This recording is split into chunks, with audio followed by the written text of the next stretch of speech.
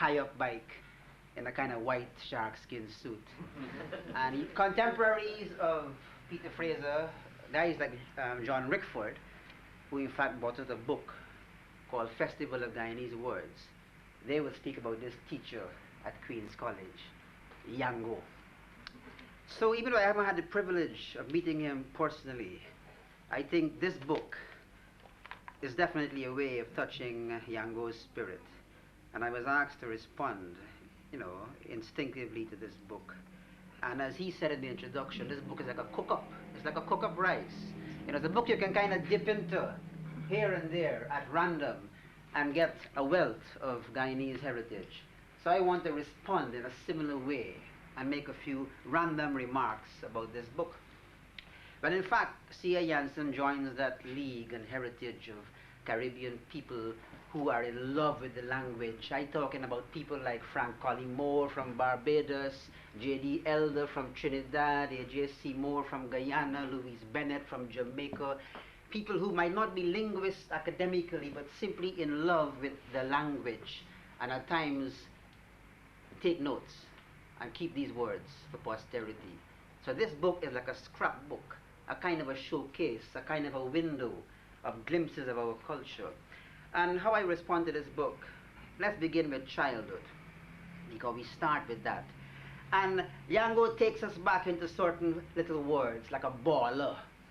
When you're flying kite in the seawall, you got your baller, and you're balling up the kite, and you're playing jumin, right? And I used to say, you get the bump on the lemonade stump. Right? I noticed Yango get this soda bump on the lemonade stump. But we used to say simply get the bump on the lemonade stump. And then you're talking about clammy cherry, clammy cherry. When you're making your kite at Easter and you're pasting up your kite with your Barbados kite paper. I noticed Eileen Rogers got Barbados family. Right? And you're talking about things like a cat boil.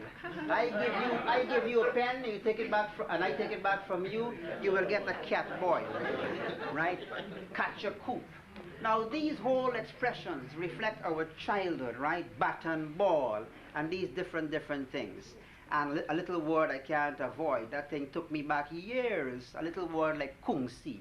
You see, when your mother tell you, make sure you kung si. And I know that his daughter and his wife will forgive me because he didn't mention a certain thing. But the nice thing about this book is that it begins to release your subconscious and open out the gates of memory. And the moment I heard about kung si, my wicked imagination took me back to don't forget your soti, right?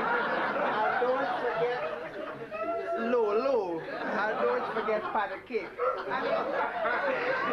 This is part of our culture. I was so amused one day standing there in England and watching an English choreographer discussing folk dancing of all types, and said to a group of dancers, let's have the pat cake, thank you.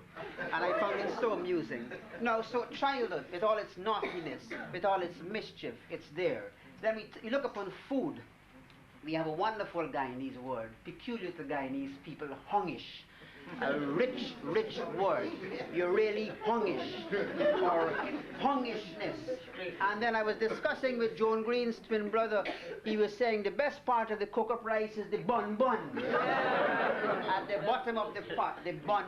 And you're too scravenous. I mean, the language is rich, and licorice.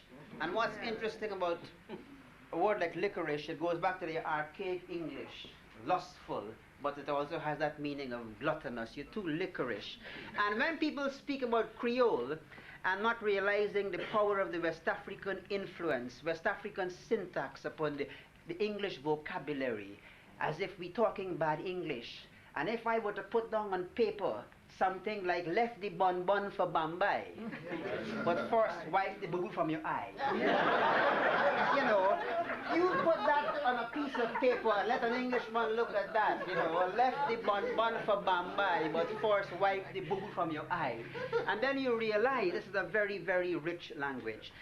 An interesting thing Yango said in the introduction, many expressions which we felt were Creolese were in fact legitimate English. I find that fascinating because a word we all used as children growing up in Guyana was the word cog. Stop cogging from me. You're a big cogger. And when I went to Ireland and I bought a book called How the Irish Speak English, I was simply amazed that they used the word to cog, because cog is a legitimate word, an ancient unknown game, and to cog was to cheat. You're cogging from me. And of course a word like skulk, you mustn't skulk from school. And this goes via the Scandinavian, and you've got the Norwegian word skulka, to lurk. And check out your English dictionary. To skulk means to shirk responsibility. And plenty teachers, even Guyanese teachers, in a child's essay might question the word skulk. Is this child using a Guyanese word and talking in inverted commas bad English, when skulk is in fact genuine, authentic Old English? Then you've got a word like done.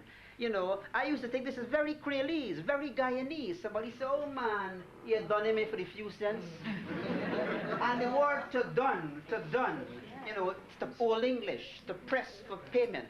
So what is rich about the Guyanese culture is that our language, our Creole, has valid connections to Old English, to Middle Irish, to Scandinavian origins, and Elizabethan English like Shakespearean, and a lot of things which the English so-called standard has lost, but which the Irish have retained.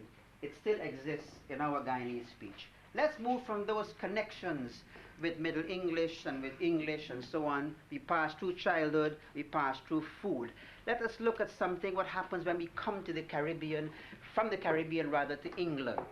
And you can see how words used in exactly the same way, but in a different context, has different meanings. Nowadays, Guyanese, if you go into Tesco and Safeway and you point to aubergine and you say you want a boulanger, you're in trouble. You point to chickpeas and you say you want chana, you're in trouble. You point to ladies' fingers and you say you want okra, you're in trouble. My own wife, Grace, when we go shopping in Safeway, you see some nice mangoes. You tell the man or the woman how the mango is going.